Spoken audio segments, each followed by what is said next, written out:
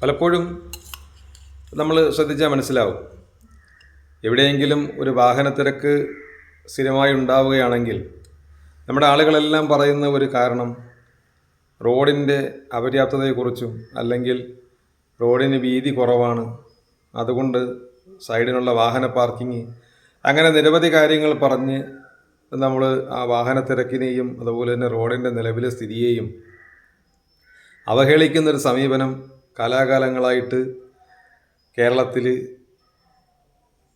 അത് എസ്റ്റാബ്ലിഷ് ചെയ്ത് വന്നിട്ടുണ്ട് എന്നതാണ് നമ്മൾ ഇന്നത്തെ ആ ഒരു വിഷയം. അതിലെന്തെങ്കിലും യാഥാർത്ഥ്യമുണ്ടോ എന്ന് നമുക്ക് പരിശോധിക്കാം. ഇപ്പം നമ്മുടെ മുന്നിൽ കുറേ റോഡുകളുണ്ട്. ആ റോഡുകളുടെ എല്ലാം ഇപ്പോഴത്തെ സ്ഥിതി നമുക്ക് മനസ്സിലാക്കാം. കാരണം ഇവിടെ ദേശീയപാതയിലായാലും അതല്ല ഇപ്പോൾ കഴക്കൂട്ടം മുതൽ അടൂർ വരെയുള്ള KSTPയുടെ പോത്തൻകോട് വഴിയുള്ള റോഡിലായാലും ഗതാഗത തിരക്ക് എന്ന് പറയുന്നത് ഏതാനും ചില പ്രത്യേക സമയങ്ങളിലുണ്ടാകുന്ന ഒരു തിരക്ക് എന്നതിനപ്പുറത്തേക്ക് ഈ റോഡുകളെല്ലാം തികച്ചും ഫ്രീയാണ്. വാഹനങ്ങളുടെ ഒഴുക്ക് എന്ന് പറയത്തക്ക രീതിയിലുള്ള ഒരു അതിപ്രസരമുള്ളൊരു തിരക്കൊന്നും ഈ റോഡിൽ കാണാൻ നമുക്ക് സാധിക്കുന്നില്ല എന്ന് തന്നെയാണ് യാഥാർത്ഥ്യം. പിന്നെ എവിടെയെല്ലാം ഫ്ലൈ ഓവറുകൾ വന്നിട്ടുണ്ടോ അവിടെയെല്ലാം ഉള്ള ഇപ്പോഴത്തെ സ്ഥിതി നമ്മളൊന്ന് പരിശോധിക്കണം. തിരുവനന്തപുരം നഗരത്തിലെ ഏറ്റവും തിരക്കുള്ളൊരു പ്രദേശമായിരുന്നു നമ്മുടെ തകരപ്പറമ്പ് ഭാഗം. തകരപ്പറമ്പിലൂടെ ഒരു ഫ്ലൈ ഓവർ പവർ ഹൗസിന് മുകളിലൂടെ റോഡിൻ്റെ മറുവശം പോയി കഴിഞ്ഞ് ഇന്ന് തകരപ്പറമ്പ് റോഡിൻ്റെ അവസ്ഥ എന്താണെന്ന് നമ്മൾ ചിന്തിക്കണം. അവിടുത്തെ വ്യാപാരികളും അവിടുത്തെ വാണിജ്യ സ്ഥാപനങ്ങളും അവിടെ അവർ അനുഭവിക്കുന്ന ബുദ്ധിമുട്ടുകൾ വാഹന പാർക്കിങ്ങുമായി ബന്ധപ്പെട്ടും ഒപ്പം തന്നെ വ്യാപാരാവശ്യത്തിന് വേണ്ടി വന്നു പോകുന്ന ആളുകളെ അവർക്ക് നേരാവണ്ണം ക്രമീകരിക്കാൻ പറ്റാത്ത രീതിയിലുള്ള അസൗകര്യങ്ങളും അസംതൃപ്തിയും മാത്രം നിറഞ്ഞ ഒരു സംവിധാനത്തിന് ആണിന്ന് തകരപ്പറമ്പ് സാക്ഷ്യം വഹിക്കുന്നതെന്നാണ് യാഥാർത്ഥ്യം. പഴയ തിരക്കുകളൊന്നും ഇന്നവിടെ ഇല്ല. പണ്ട് കാലഘട്ടങ്ങളിൽ നമുക്കറിയാം, ഇലക്ട്രോണിക്സിൻ്റെ സ്പെയർ പാർട്സുകൾ, ഇലക്ട്രിക്കൽ പാർട്സുകൾ, മറ്റു മൊബൈൽ സംവിധാനങ്ങളെല്ലാം നമ്മുടെ തിരൂര് മാർക്കറ്റ് കഴിഞ്ഞാൽ ഏറ്റവും കൂടുതൽ ലഭ്യമായിരുന്ന, അല്ലെങ്കിൽ എറണാകുളം ബ്രോഡ്വേ കഴിഞ്ഞാൽ ഏറ്റവും കൂടുതൽ ലഭ്യമായിരുന്ന, ആളുകളുടെ തിരക്ക് കൊണ്ട് ഏറ്റവും ശ്രദ്ധേയമായിരുന്നൊരു പ്രദേശമാണ് തകരപ്പറമ്പ്. ഇന്ന് അതിൻ്റെ സ്ഥിതി പരമശോചനീയമാണെന്നതാണ് യാഥാർത്ഥ്യം. ഇനി മറ്റൊരു കാര്യം നമുക്ക് നോക്കാം. നാഗർകോവിലിനും തിരുവനന്തപുരത്തിനും ഇടയ്ക്കുള്ള ഏറ്റവും പ്രധാനപ്പെട്ട ഒരു പട്ടണമായിരുന്നു മാർത്താണ്ഡം. ഇന്നും അങ്ങനെ തന്നെയാണ്. എങ്കിലും ആ മാർത്താണ്ഡത്ത് ഒരു ഫ്ലൈ ഓവർ വന്നു. ആ ഫ്ലൈ ഓവർ വന്നതിന് ശേഷമുള്ള ആ ഫ്ലൈ ഓവറിന് കീഴിലുള്ള ആ മെയിൻ റോഡ് NH66 പഴയ NH47 ഭാഗമായിട്ടുള്ള ആ ഒരു ഹൈവേയിൽ ഇന്നുള്ള വ്യാപാര അല്ലെങ്കിൽ വാണിജ്യ സ്ഥാപനങ്ങളുടെ സ്ഥിതി നമ്മളൊന്ന് പരിശോധിക്കണം. ആ ഭാഗം മൊത്തം കെട്ടിമൂടി അടച്ച ഒരു പ്രതീതിയാണ് അവിടെ ഉള്ളത്. പഴയ ഈ റോഡിന് നിലവിലുള്ള പുതുതായി ഉണ്ടാക്കിയ ഫ്ലൈ ഓവറിനടിയിലായിട്ട് വാഹന പാർക്കിങ്ങും മറ്റ് കാര്യങ്ങളും വന്ന് ക്രമീകരിച്ചുകൊണ്ടുള്ള ഒരു അശാസ്ത്രീയമായ രീതിയിലുള്ള ഒരു സംവിധാനത്തിലേക്ക് അവിടെ ഈ വികസനം കൊണ്ടുചെന്ന് എത്തിച്ചിട്ടുണ്ട് എന്നതാണ് നമ്മൾ മനസ്സിലാക്കേണ്ടത്. ഇന്ന് വളരെയധികം ഈ ഫ്ലൈ ഓവർ വഴി കടന്നു പോകുന്ന ദീർഘദൂര വാഹനങ്ങൾ പോകുന്നുണ്ടെങ്കിൽ പോലും ആ പട്ടണത്തിലെ ഗതാഗതക്കുരുക്കിന് പരിഹാരം ഉണ്ടാക്കാൻ കഴിഞ്ഞിട്ടില്ല. മാർത്താണ്ഡം പട്ടണത്തിനകത്ത് ഇപ്പോഴും ഗതാഗതക്കുരുക്ക് വളരെ രൂക്ഷമാണ്. ഫ്ലൈ ഓവർ വന്നു എന്നതുകൊണ്ട് തകരപ്പറമ്പിനും അല്ലെങ്കിൽ കിഴക്കേക്കോട്ടയ്ക്ക് ഇപ്പുറത്തോട്ട് ബൈപ്പാസിൽ നിന്നും SP ഫോർട്ട് വഴി കടന്നു പോകുന്ന വാഹനങ്ങളുടെ തിരക്ക് ഇപ്പോഴും അവസാനിച്ചിട്ടില്ല. അത് ചൂരക്കാട്ട് പാളയത്തിറങ്ങുമ്പോഴും അതിനന്ത്യമില്ല. അപ്പോൾ ഫ്ലൈ ഓവറുകൾ എന്ന് പറയുന്നത് ഒരു വികസനത്തിൻ്റെ ഒരു സാക്ഷാത്കാരമാണ് എന്നുള്ള രീതിയിൽ കാണുമ്പോൾ അത് തികച്ചും തെറ്റാണ്. പകരം അതിനു അപ്പുറത്തേക്ക് ബദൽ റോഡുകൾ അല്ലെങ്കിൽ ബദലായിട്ടുള്ളൊരു പുതിയ പാതയ്ക്ക് വേണ്ടി ഫ്ലൈ ഓവറുകൾ നിർമ്മിച്ചാൽ അത് ചെന്നൈയിൽ ഉണ്ടാക്കിയതുപോലെ ഉള്ള ഒരു പ്രവർത്തനമായി മാറുകയും അത് സ്വാഭാവികമായിട്ടും അതിൻ്റെ ഗുണം ആളുകൾക്ക് കിട്ടുകയും ചെയ്യും.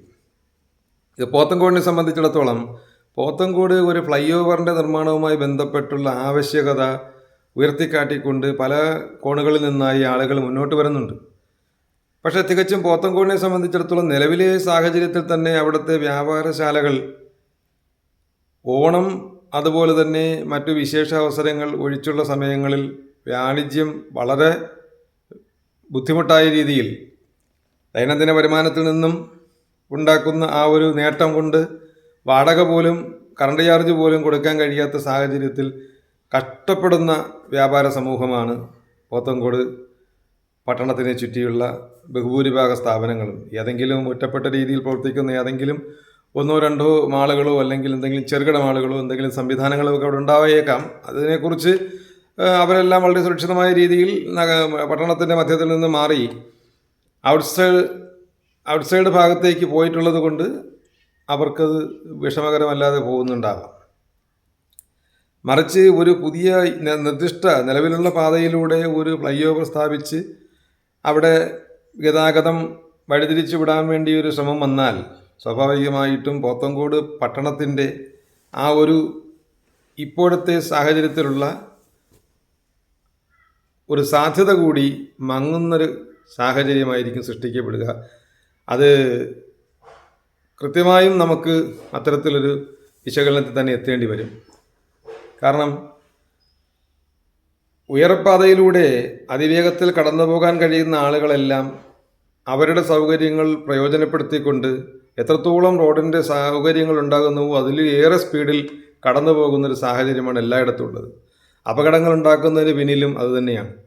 ക്ഷമ എന്ന് പറയുന്ന ആ ഒരു രണ്ട് വാക്ക് ഇന്ന് വാഹനം ഓടിക്കുന്ന ആളുകൾക്കോ അല്ലെങ്കിൽ ബഹുഭൂരിഭാഗം ആളുകൾക്കോ ഇല്ലാത്തൊരു സാഹചര്യത്തിൽ എവിടെയെങ്കിലും ചെന്നാൽ ഒരു മിനിറ്റ് നേരം ഒന്ന് ക്യൂബിൻ്റെ ആ വരിയായി നിൽക്കുന്ന ക്യൂബിനുള്ളിൽ നിൽക്കാൻ കഴിയാത്ത ആ ഒരു സന്മനസ് കാണിക്കാത്ത ആളുകൾ അവർ എത്ര റോഡ് വീതി കൂട്ടിയാലും എത്രയെല്ലാം ഗതാഗത സൗകര്യങ്ങൾ വർദ്ധിപ്പിച്ചു കഴിഞ്ഞാലും അവരതിനും അപ്പുറത്തേക്ക് അവരുടെ ആവശ്യകതയെ കൊണ്ടുപോകും എന്നുള്ളത് കൊണ്ട് തന്നെയാണ് ഇപ്പോൾ നമ്മൾ പത്രത്തിൽ കണ്ടതുപോലെ ചില സ്ഥലങ്ങളിലെല്ലാം എന്തെങ്കിലും അപകടം ഉണ്ടായി കഴിഞ്ഞാൽ നാട്ടുകാർ അടിവെട്ടിക്കും എന്നുള്ള ബോർഡ് വയ്ക്കുന്ന ഒരു സാഹചര്യം ഈ രാജ്യത്ത് അല്ലെങ്കിൽ ഈ കേരളത്തിൽ സൃഷ്ടിക്കപ്പെട്ടിട്ടുള്ളത്. അപ്പോൾ നിയന്ത്രിതമായിട്ടുള്ള അനുവദനീയമായിട്ടുള്ള സ്പീഡിന് അപ്പുറത്തേക്ക് വാഹനം ഓടിച്ചുകൊണ്ട് ഉണ്ടാകുന്ന അപകടങ്ങൾ അല്ലെങ്കിൽ അതിൻ്റെ ഭാഗമായിട്ട് ഉണ്ടാകുന്ന താല്പര്യങ്ങളാണ് റോഡിൻ്റെ ആവശ്യകത വർദ്ധിപ്പിക്കേണ്ടി വരുന്നത് എന്നുള്ള ഒരാക്ഷേപം ഉന്നയിക്കാനല്ല ഞാനിത് പറയുന്നതെങ്കിൽ പോലും മറിച്ച് ഫ്ലൈ ഓവർ എന്ന് പറയുന്നൊരു സംവിധാനത്തിലൂടെ മാത്രമേ ഇവിടെ ഗതാഗത സംവിധാനങ്ങൾ മാറ്റിമറിക്കാൻ കഴിയൂ എന്നുള്ള ഒരു നിലപാട് തെറ്റാണ് എന്നുള്ളത് തന്നെയാണ് നമുക്ക് പലപ്പോഴും ബോധ്യപ്പെട്ടിട്ടുള്ളത്. പകരം വികസിപ്പിക്കാൻ കഴിയുന്ന റോഡുകൾ പോത്തൻകോടിനെ സംബന്ധിച്ചിടത്തോളം പോത്തൻകോട് പട്ടണത്തിൻ്റെ പല ഭാഗങ്ങളിലുമുണ്ട്. ഇപ്പം നിലവിലെ സാഹചര്യത്തിൽ ഫാർമേഴ്സ് ബാങ്കിൻ്റെ മുന്നിൽ നിന്നും കടന്ന് പോകുന്ന വാഹനങ്ങൾ അതുവഴിയുള്ള ചെറിയ പാതയിലൂടെയാണ് ഇപ്പോൾ തൊട്ടപ്പുറത്ത് പ്ലാമൂട്ടിലേക്ക് എത്തി കടന്നു പോകുന്നത്. പലപ്പോഴും പോത്തൻകോട് ടൗണിൽ വരാതെ തന്നെ ശ്രീകാര്യത്തു നിന്നും അതുപോലെ തന്നെ വെട്രോഡിൽ നിന്നും അല്ലെങ്കിൽ മറ്റ് ഭാഗങ്ങളിൽ നിന്നും വരുന്ന വാഹനങ്ങൾ കാട്ടായിക്കുണത്തെത്തി തിരിഞ്ഞ് ശാന്തിപുരം വഴി പോകുന്ന വാഹനങ്ങളുണ്ട്. അതുപോലെ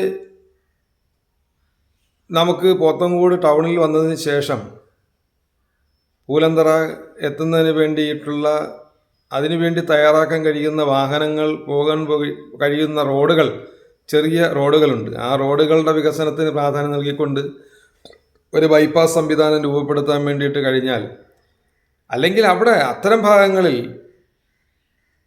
ബൈപ്പാസ് ഉണ്ടാക്കാൻ സാധിക്കാത്ത സ്ഥലങ്ങളിൽ ഒരു ഫ്ലൈ ഓവർ പോലുള്ള സംവിധാനങ്ങൾ പ്രയോജനപ്പെടുത്തി ഈ റോഡിനെ പൂലന്തറയ്ക്ക് അടുത്തോട്ട് എത്തിക്കാനുള്ള ഒരു ശ്രമം പോത്തൻകോട് ടൗണിനപ്പുറത്തേക്കുള്ള പൂലന്തറയ്ക്കും ഇടയ്ക്കുള്ള ഭാഗത്തേക്ക് എത്തിക്കാനുള്ള ശ്രമം, അത്തരത്തിലുള്ള പദ്ധതികളെക്കുറിച്ച് ഉള്ള ചർച്ചകളും അത്തരത്തിലുള്ള പദ്ധതികളെക്കുറിച്ചുള്ള ആലോചനകളും ആണ് വേണ്ടത്. അതിനപ്പുറത്തേക്ക് നിലവിലുള്ള പോത്തൻകോട് ടൗണിൻ്റെ ആ ഒരു ഭംഗിയും അതിൻ്റെ പകട്ടും വ്യാപാര വാണിജ്യ സ്ഥാപനങ്ങളും മറ്റ് KSRTCയുടെ ഒരു ഓപ്പറേറ്റിംഗ് സ്റ്റേഷനും അടക്കമുള്ള റവന്യൂ ടവർ അടക്കമുള്ള മറ്റു നിരവധി ഓഫീസുകളും ബാങ്കുകളും മറ്റും പ്രവർത്തിക്കുന്ന ഒരു വാണിജ്യ കേന്ദ്രത്തെ അതിൻ്റെ ആ ഒരു ഭംഗിയെ നഷ്ടപ്പെടുത്തിക്കൊണ്ട്, ഇനി നമുക്കറിയാം ബൈപ്പാസ് പൂർത്തിയാക്കി കഴിഞ്ഞാൽ, NH സംബന്ധിച്ച് ബൈപ്പാസ് പൂർത്തിയാക്കി കഴിഞ്ഞാൽ ആറ്റിങ്ങൽ എന്ന് പറയുന്ന ഒരു പട്ടണം അത് ഒരു സ്മൃതി പഥത്തിലേക്ക് മാറുന്നൊരു സാഹചര്യം സൃഷ്ടിക്കപ്പെടും എന്നൊരാശങ്കയിലാണ് അവിടെ കടന്നു പോകുന്നത്. അതുപോലെ തന്നെയാണ് നമ്മുടെ കണിയാപുരത്ത് ഇപ്പോൾ അതിൻ്റെ നിർമ്മിതിയായി ബന്ധപ്പെട്ടുള്ള വിഷയങ്ങൾ. നമുക്കറിയാം നമ്മുടെ മുന്നിലുള്ള കഴക്കൂട്ടം എന്ന് പറയുന്ന ആ ഒരു പട്ടണം, അത് ഇന്നിപ്പോൾ അതിൻ്റെ സ്ഥിതി എന്താണ്? നാലുവരിപ്പാത കാരോട് കഴക്കൂട്ടം ബൈപ്പാസ് വന്നതിന് ശേഷം കഴക്കൂട്ടം ജംഗ്ഷൻ എന്ന് പറയുന്നത് ഒരാലിൻ്റെ ഇതിവൃത്തത്തിനുള്ളിൽ ചുരുങ്ങുന്ന രീതിയിലേക്ക് എത്തി. അത് നേരത്തെ ഉണ്ടായിരുന്ന നമ്മുടെ ആശുപത്രി ജംഗ്ഷൻ മുതൽ അപ്പുറത്ത് കഴക്കൂട്ടം ഉദയ വരെ ഉണ്ടായിരുന്ന ആ ഒരു പട്ടണത്തിൻ്റെ കച്ചവട സ്ഥാപനങ്ങളും അവിടുത്തെ ആ ഒരു പട്ടണത്തിൻ്റെ രീതികളും എല്ലാം മാറിമറിഞ്ഞ് അതിപ്പോൾ ഒരു ശ്മശാനം പോലെയായി. അവിടെയൊന്നും യാതൊരു രീതിയിലുമുള്ള ഒരു വ്യാപാര വാണിജ്യ സ്ഥാപനങ്ങളും പ്രവർത്തിക്കാത്ത ഒരു അവസ്ഥയിലേക്ക് അത് എത്തിച്ചേർന്നു. അപ്പോൾ സ്വാഭാവികമായിട്ടും ഫ്ലൈ ഓവറുകളെന്ന് പറയുന്ന ആ ഒരു ആശയം അത് പുതിയ നിർമ്മിതികൾ സ്ഥലമേറ്റെടുത്ത് നടപ്പാക്കുന്നതിന് വേണ്ടി ബുദ്ധിമുട്ടുണ്ടാക്കുന്ന സ്ഥലങ്ങളിൽ അത് പ്രയോജനപ്പെടുത്തി വന്നാൽ പോത്തൻകോട് ടൗണിൻ്റെ ഇപ്പോൾ നിലവിലുള്ള അവസ്ഥയ്ക്ക് മാറ്റം വരുത്തിക്കൊണ്ട് അത് നമുക്ക് പ്രയോജനപ്പെടുത്താൻ കഴിയും. യാത്രാ സൗകര്യങ്ങൾ മെച്ചപ്പെടുത്തുന്നതിനും കഴിയും. അതിനെക്കുറിച്ചുള്ള ചിന്തകളും ചർച്ചകളുമാണ് ഇനി വരുന്ന ആളുകളിൽ ഉണ്ടാവേണ്ടത്. ഇപ്പോൾ തൊട്ടടുത്തായി വെഞ്ഞാറമൂട് പുതിയ ഫ്ലൈ ഓവർ നിർമ്മാണം വന്നിട്ടുണ്ട്. പക്ഷേ വെഞ്ഞാറമൂടിനെ സംബന്ധിച്ചിടത്തോളം വെഞ്ഞാറമൂടിൽ ഫ്ലൈ ഓവർ വരുന്ന ഭാഗത്ത് ഉള്ള വ്യാപാര വാണിജ്യ സ്ഥാപനങ്ങൾ ഒരിക്കലും അകപ്പെട്ടു പോകില്ല. കാരണം പോലീസ് സ്റ്റേഷൻ, സ്കൂള്, ബാങ്കുകൾ, KSRTC അടക്കമുള്ള എല്ലാ പ്രധാനപ്പെട്ട സാധന സാമഗ്രികളും ഒരു 100 മീറ്റർ അല്ലെങ്കിൽ 150 മീറ്ററിനുള്ളിൽ ഒതുങ്ങുന്ന ഒരു പ്രദേശമാണ്.